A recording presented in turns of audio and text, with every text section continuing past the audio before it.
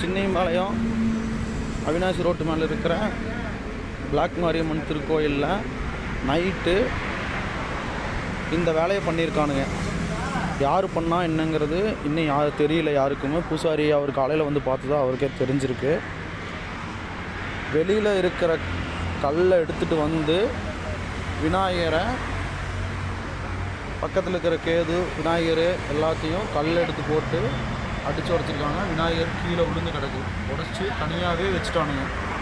இது எவன் பண்ணான்னு தெரியல.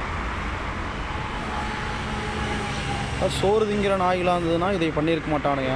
இதெல்லாம் எதையோ திங்கிற நாய்களாக இதுகளாக பண்ணியிருக்கணும். ஆம்பளையாக இருந்தால் காலையில் வந்து இதை பண்ணுங்கடா.